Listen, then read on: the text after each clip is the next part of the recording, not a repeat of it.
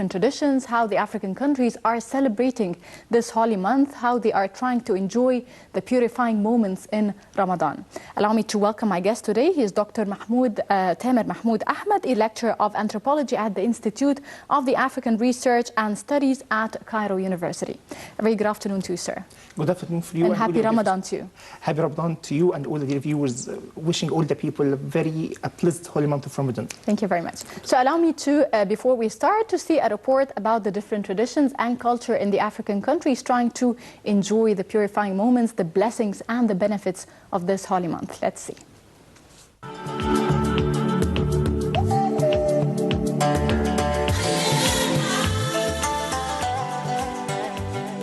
Africa was the first continent outside of Arabia that Islam spread into in the early 7th century. Almost one-third of the world's Muslim population resides in the continent.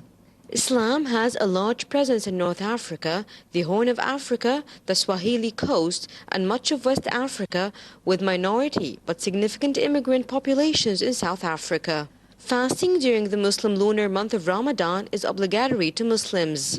As time to purify the soul, refocus attention on God, and practice self-sacrifice, Ramadan is much more than just not eating and drinking from dusk to dawn. Fasting during Ramadan is strictly adhered to in countries where there is a large Islamic population. Throughout North Africa, the vast majority of the population will fast. This includes Morocco, Western Sahara, Tunisia, Algeria, Egypt, and Libya. In East and West Africa, the predominantly Islamic countries include Djibouti, Sudan, Gambia, Guinea, Mali, Mauritania, Niger, Senegal, and Somalia.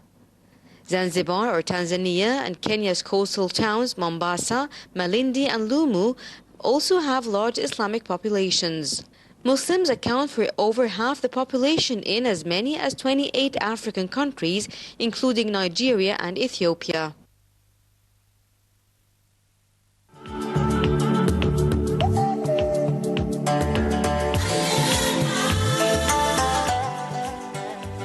Welcome back once again. I think it's really interesting to know about the different countries and how they are celebrating this very holy month. Of course, each nation has special traditions, and we're going to know more about those traditions. So, sir, allow me in the beginning, I know that I think more than 45% of the African countries are Muslims. I mean, the people, they are more than 45% are Muslims. So allow me to know the difference between the different countries. I know that that of the north are very different from that of the south in Africa. So can I know the differences? Of course, I think I need episodes to know about them, but just a brief. Okay. First of all, let me agree about the number. Yes, according to 2002 census of the Muslim populations in Africa, almost 45% of total populations are Muslim. Mm-hmm. That makes Islam the most rapid growing religion in Africa. Yeah. Yes. And regarding the difference between the North and South Africans in country, besides Ramadan, they are totally different. They're totally different in the ethnic form, in the way they live, the way they dress, the way they eat all over the year. Mm-hmm. But when it comes to Ramadan, actually Ramadan has a very unifying spirit between the different countries. Mm-hmm. Therefore, we can see the same features of Ramadan throughout all the African countries. There's no difference between the North and South in this. Uh-huh. This means that all the people need suhoor wake-up calls. You can find that in Egypt, in Morocco, in Algeria, as well as in South Sudan, in South Africa, in Uganda. The same function is done by different formats. For example... yeah, I know that the base, I think it's okay.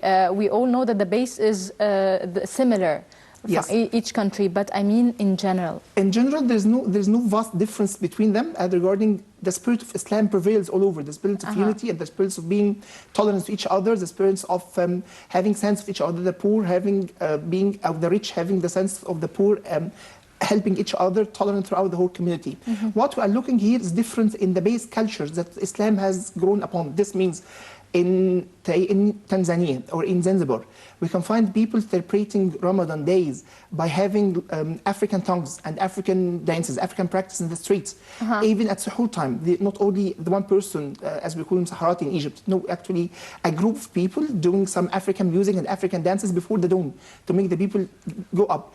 Therefore, as you have stated, maintaining the function is the same. The way and the flavor of Ramadan in different countries is different according to the original culture, the ethnic background that was present before the entrance of Islam. There are different practices throughout Africa. I can highlight some if you allow me to do this. Yeah, of course, because you've visited, I think, many countries. You told me, like minutes ago, you visited Tanzania, Yes, you visited Uganda as well. Yes. So tell me about that. Let me tell you about Zanzibar, for example, or Comoros. Actually, I've also read much about Comoros Islands.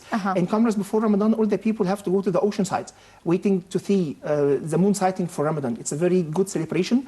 As long as the people know that tomorrow is the first day of Ramadan, they immediately start celebrations, they start having songs, they start having welcome Ramadan songs and start buying new clothes. The first day of Ramadan or Ramadan Buying as a whole, the new clothes in Ramadan, not for in Eid Ramadan, or yes, the festival? for Ramadan. Okay. Actually, there are similar culture practice in Algeria. You know, in Algeria, as we are moving north and south through Africa, people have to welcome the new month of Ramadan by buying a new kitchenware and painting their houses, doing marking a new start in Ramadan. Okay, that's really interesting because here in Egypt we buy the lantern or el fanous. Yes. Yeah. Even the lantern is very Egyptian, it's very unique to Egypt as it reduces many culture heritage in these lanterns, and its form, the form of the lantern is very specific to the Egyptian culture. But we have some functions in Somalia. They have fruits, pumpkin, for example, putting candles inside, similar shape to the lantern, but not so unique as ours. Actually, let me, and I'm not being prejudiced to the Egyptian culture as I'm But I think the flavor of Ramadan is really different here in Egypt. It's one of the best. I have asked many of our African colleagues living here in Cairo. They said the Ramadan in Egypt is the best all over whole the African continent, not compared to the woods. All the woods, Ramadan is totally different here. Okay. The lantern is sparking something, gifts to the children. But as we stated, Algeria and marking a new life, actually there are some cultures in Africa, like in Somalia, people try to get married before Ramadan, in the month of Shaban. Really? That's related to that the wife should pay her original family the first visit in Ramadan. It's a very huge celebration. That's the first time she gets out of her husband home to her father home is in Ramadan. So they really relate the blessings, the benefits, yes. Purifying moments in Ramadan with their lives. This is the main point we have to issue. The spirit of Ramadan can be simplified in the words you have just stated. The blessing, the people being more religious, doing their prayers in groups, eating together, the family gathers. You can find all this featured throughout the African continent. For example, you know, in Sudan, people always having their iftar on the streets, not at home. Because if anyone misses his iftar at home, he should join them. It's a very marked way to have iftar. But it's like here in Egypt we have Mawa'id al-Rahman. Yes, we have iftar banquets. But it's more for the poor actually. Actually, in Sudan. But sometimes like normal people go and eat with the poor. Yes, let me separate between these two different culture practices. Having iftar on the streets, the whole family sitting there, or the males of the family sitting there, and the wife sitting inside, is different from putting food for the poor. It's not just for the poor. It's the family members welcome the strangers as being part of their family. Like we sat together as one family eating together, and they should eat together. I like the idea. It's really nice. Yeah, some other countries like Cameroon, for example, the people does not close their doors in Ramadan. The doors should be kept open. As if anyone is passing at the time of iftar and miss iftar at home, he should just knock the door. They're and welcoming anybody. Yes, it's just that's the spirit we are talking about. That's the spirit, the welcome spirit. The unity between the people, having sense of collective group. You know, there is always something distinguished about Ramadan. Ramadan keeps the people closer together. Not only the Muslims, the Muslim, non-Muslim as well. That's the whole mark of the holy months of Ramadan. The whole nation, actually. Yes, that's the whole nation together. I don't want to go back and forth, but just talk. In Uganda, just talk naturally. Okay. Yes, in Uganda, for example, being a Muslim or non-Muslim is not related to Ramadan. If you are in the streets and it's iftar time, you should eat with the family. If you are Christian, for example, there's no differences. You should eat and you should have a seating with the people normally. Tolerance there is very marked. People, you know, the churches and the mosques are next to each other, and sometimes the prayers, if the mosque is filled, they can pray in the church, and it's go very smoothly like this. I have seen that actually it's very spiritually in Uganda, seeing such a sight. that Muslims and church making it, actually it was a Jum'ah prayer, therefore we are having the Jum'ah prayer and the church is doing their prayers to God in the same time. Like talking to God in different languages, the same. Tolerance. Yes, tolerance. That is tolerance. Yes, that's tolerance, and that's the main point. Let me highlight this. Ramadan is a remedy for the soul, a remedy for being a part of each other, a remedy of normal life or modern life diseases. How many of us does not see their family except in Ramadan? How many does not call except to say hi greeting in Ramadan or having something, let's have iftar together. A remedy for being apart, a remedy for tolerance, a remedy for being racist. All this, Ramadan do all these functions together. Okay, sir, just allow me to watch now a report. It's away from Ramadan. We're going to go to Sudan, and the Sudanese President Omar al-Bashir, he declared on Friday a 4-month unilateral cessation of hostilities in the Blue Nile and South Kordofan states. Let's watch the details.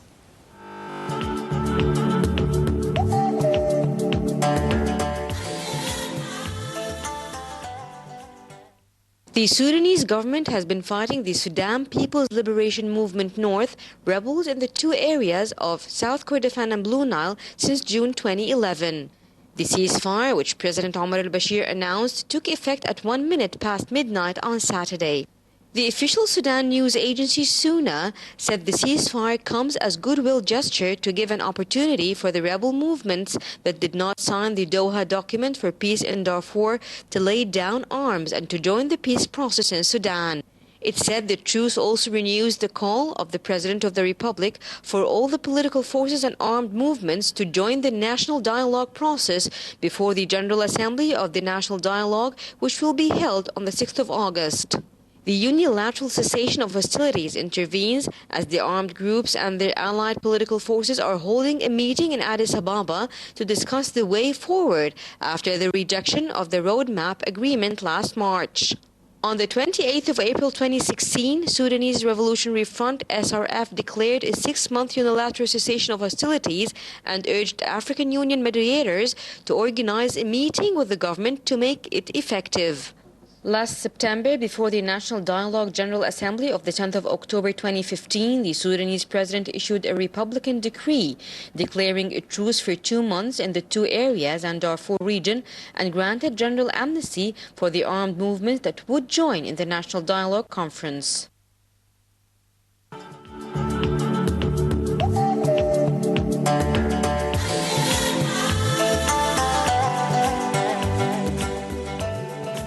Welcome back once again, and far away from politics, far away from the headache. We are talking about the holy month of Ramadan and how we are celebrating this holy month in the very different countries in Africa. So, sir, I wanted to talk about the role of Al-Azhar al-Sharif in bringing the nations closer, especially that there are students coming from Africa to learn here in Egypt. So I want to know the role of Al-Azhar al-Sharif, this institute, to bring people together and closer. Okay. If I may take a minute regarding the politics, actually there's a very it's also related to Ramadan. Let the blessing of Ramadan be spread and the peace be spread throughout the African continent. In Senegal, for example, it's a tradition there that there is no anyone having misunderstanding or dispute with anyone else should resolve it for Ramadan. As no people should enter Ramadan having hate for each other in their heart. Therefore, it's tradition there. I think here in Egypt too. I mean, like in each country, people are trying to purify their hearts, be pure, yes, as much as they can. Yes, and regarding Al-Azhar, if I may state that the Azhar is playing a major role of the Egyptian influence in Africa, not only for the Egyptians, but for the Islam. Actually, Al-Azhar is representing the modest form of Islam, and all the African people are indebted to the Azhar. You know, when we talk to our African colleagues, or even Africa about Egypt, that the two most prominent things they remember Al-Azhar and the pyramids, and Gamal Abdel Nasser, but the Al-Azhar and the pyramids, for example. Al-Azhar has a very huge impact in African countries. Actually, Al-Azhar send people to teach the people Quran and to lead the prayers in different African countries. I have seen some of them in Zanzibar. It's a very important mission for Al-Azhar to spread the modest Islam throughout their countries, and people studying here as well. When they return back to their countries, they are going to be like ambassadors for Egypt, to having the idea of the Egyptian culture and the Egyptian way of living, and how Egypt, how this can bring Egypt and African countries together, increasing the proximity between the people, bridging the gaps by having similar cultures. How the relations can be strong again, because we know that in the past period of time, relations were not that strong as years ago. So I think this would really play a very active and a positive role in bringing people together. Yes, that's the main point here. I've stated the very most important people, or the most important points. The governments may have disputes, but the most important point is the people bringing together. You can't separate the people. Having similar cultural traits, and that's the main point. We are talking about the similarities in Ramadan between the African countries. We are all sharing much more than what keeps us apart. Okay. That's why we should build on these common aspects. But as we are talking about the similarities between the very different countries, I mean, here in Egypt, we have a very special atmosphere than in any country. It's not just because I'm Egyptian, but really any foreigner, whether he's a Muslim or not, coming here to Egypt, he thinks that really the atmosphere in Ramadan is quite different than any country. So is there any country from those you visited or those you read about close to Egypt in this atmosphere? The Egyptian atmosphere is unique, as I stated before. The Ramadan in Egypt can reduce 1,400 years of civilization, or 7,000 years of civilization, actually. You know, some words we are talking in Ramadan, like Wahwa ya Wahadi, stated as Pharaonic words, actually. Therefore, there's nothing compared to the Egyptian Ramadan, despite the fact I'm being Egyptian myself. Yes. Okay. But every country in Ramadan has its own flavor. Actually, if you have seen videos or footage for the fireworks in Djibouti, they celebrate the entrance of Ramadan by a huge fireworks display throughout all the city of Djibouti. It's very like as if it's the New Year. Yes, as if the New Year in different other countries of the Middle East. It's breathtaking, actually. I have seen Ramadan in Zanzibar. It's very spiritual. The people, the children go together to the mosque after Maghrib and stay there after Isha, and then all of them should go in the morning to study Quran. Despite being a very poor country, they're very keen to read Quran and study Quran and teach it to the small children and to keep together. And the ones who study well at this are going to have gifts. Therefore, encouraging people to have such a spirit is very great. You know, when in Ramadan, when they said farewell to anyone coming back to Egypt, they say to him, please don't forget Qiyam al-Layl. Don't forget to keep on your prayer. Therefore, the spirit there is very high, and the moral is very high there as well. We are seeing here pictures, I think, from African countries. Yes, some African countries. That's the most. The lessons. The lessons. This is in Burkina Faso. Yes, I think. Okay. So, what about this country? As regarding Burkina Faso, the very hallmark of it is the unity. That's something you see in the mosques. The people sitting together, all the males having the lessons before the Maghrib and after the Maghrib. They are going to have lessons about the religion, how to deal with the everyday aspect of their life through a religion scope. It's very important that people go together and listen to what is the truth. Actually, you can see. This is Hussein. This is Egypt. Yes. Yeah.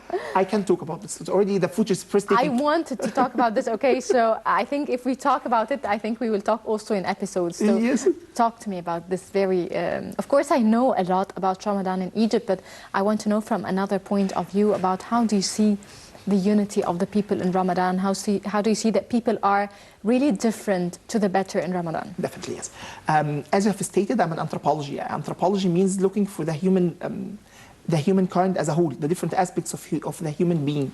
Ramadan, Egypt, anthropologically, is very unique, not only regarding its history, its practices, the spirit and the soul, the unity, the purifying of the heart, the collection of the families, that we should pick the elder member, we should have iftar with him one day. All the people that do not visit on regular basis, we should visit. Therefore, Ramadan is marked by the gathering of the people, the purifying of the heart, and aiding the non-financially capable, either by distributing your zakah or distributing some goods for them to help them to go through Ramadan, or having Mawa'id Rahman or iftar banquets for the people and they come to sit together. Actually, in Ramadan, even if you see the same person in normal days in Ramadan, he is trying his best to be in his best form, trying his best not to do sin, try his best to avoid being away from this. The thing we have to capitalize on is to maintain the spirit of Ramadan throughout the whole year. Actually, if we maintain such a spirit throughout the whole year, I think we will totally be in different places, either here in Egypt or in Africa. We'll all be in heaven.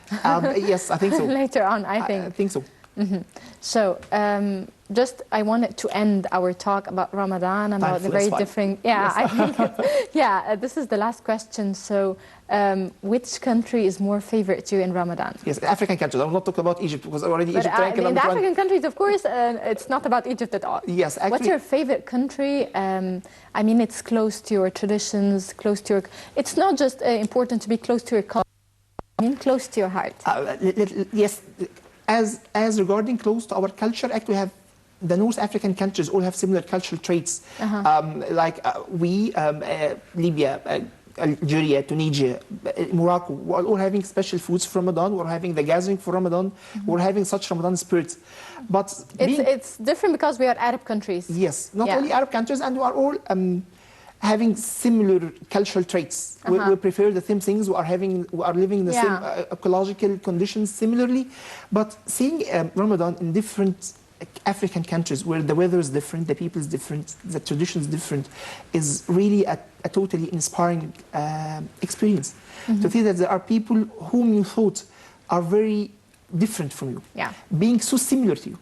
That's actually sometimes you reconsider why we are apart, why we are being so close to each other. So what's your favorite country then? Zanzibar.